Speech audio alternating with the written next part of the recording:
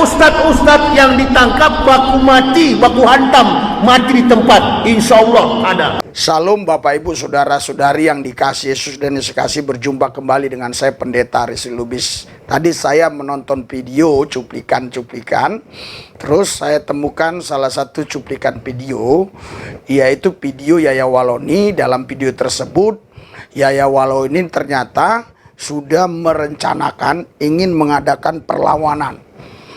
Sampai baku hantam, sampai mati dia akan habis itu polisi-polisi yang sudah nangkap dia itu, yang mau nangkap dia itu, saudara. Anda nggak sabar lihatnya, tapi jangan lupa ya, subscribe, tombol lonceng dipencet, like, beri komen. Ya, ini videonya nih. Berapa ustadz sudah dipenjarakan termasuk pemimpin umat Habibana Muhammad Rizik Sihab. Hati-hati Yahya, kamu juga nanti. Oh, ada ustadz-ustadz yang ditangkap pasrah. Ya ya. Ada ustadz-ustadz yang ditangkap menyerah. Ya. Ada juga ustadz-ustadz yang ditangkap baku mati, baku hantam, mati di tempat. Insya Allah ada. Betul kan? Bukan hoak kan? Jadi ternyata saudara, Yaya Waloni ini sudah membuat sebuah skenario, sudah membuat sebuah perencanaan yang matang. Ketika nanti dia ditangkap, dia akan lawan itu semua polisi-polisi yang nangkap, baku hantam sampai mati. Makanya saya ingatkan kepada pihak Polri, hati-hati dengan orang ini. Kita nggak tahu tanggal berapa dan jam berapa atau bulan kapan dia akan lakukan perencanaan ini. Tetapi yang jelas perencanaan itu sudah ada. Lihat nih perencanaannya. Ada juga ustadz-ustadz yang ditangkap baku mati, baku hantam, mati di tempat. Insya Allah ada. Oke kan? Betul kan? Baku hantam, mati di tempat. Insya Allah ada. Lihat kan? Perencanaannya sudah ada.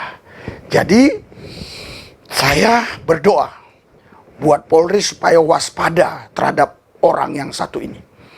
Karena dia sudah tahu dia akan ditangkap. Itu sebabnya dia sudah buat perencanaan. Dia bilang, kalau semua ustadz abik-abik ditangkap, tapi tidak semua ditangkap diam. Kalau saya baku hantam, tidak menyerah sampai mati. Kita lihat aja nanti saudara, apa jadinya ya. Saya hanya pesan kepada pihak kepolisian, tetap waspada terhadap orang satu ini, karena ya ini sebenarnya nggak usah ada penistaan, ini sudah ada perencanaan untuk melawan polisi sebenarnya ya. Itu yang pertama. Yang kedua, orang ini ya nggak bisa kita prediksi. Artinya gini, memang bisa aja sih ada orang bilang, oh itu mulut besar, nggak mungkin dia bisa melakukan. Is oke, betul. Tapi bisa juga saudara, itu memang benar-benar dia rencanakan akan ada pemberontakan itu. Jadi harus tetap waspada.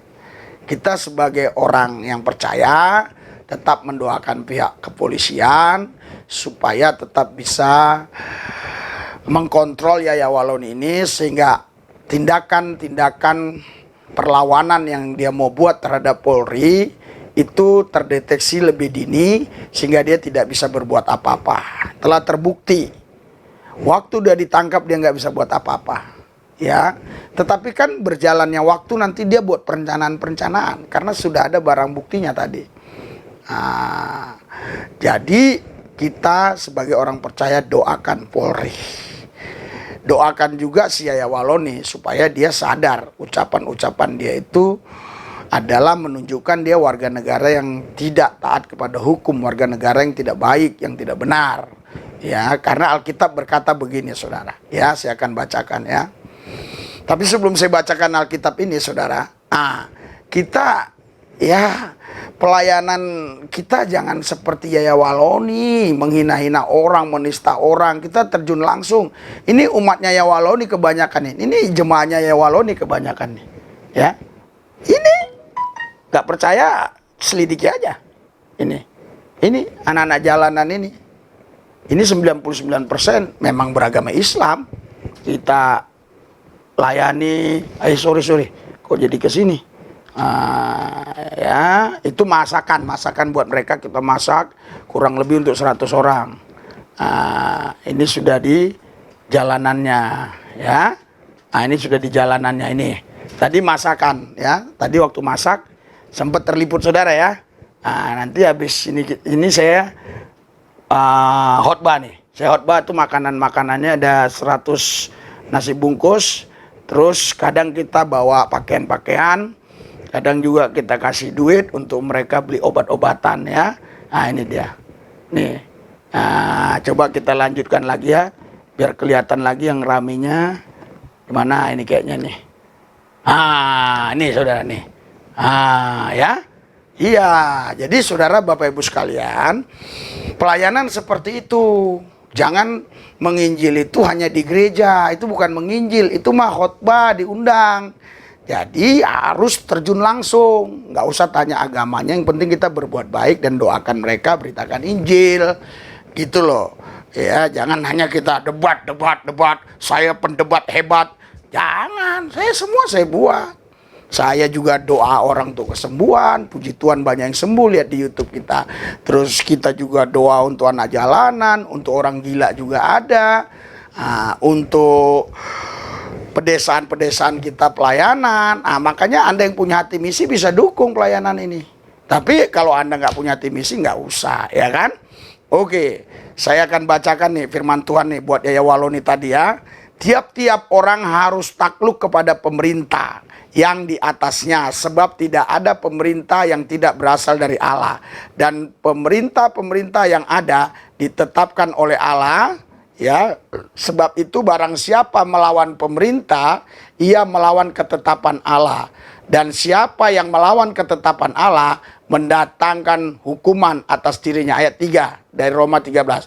Sebab jika seorang berbuat baik, ia tidak usah takut kepada pemerintah.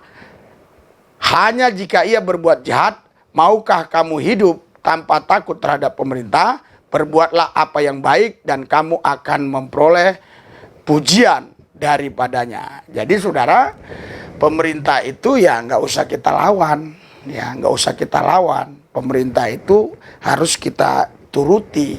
Namun kalau memang kita dilarang memuji Yesus, menyembah Yesus, ya kita tetap memuji Yesus, menyembah Yesus. Seperti yang di Cina itu kan, dilarang orang menyembah memuji Yesus, mereka tetap menyembah memuji Yesus walaupun mereka banyak yang dianiaya bahkan dipenjarakan.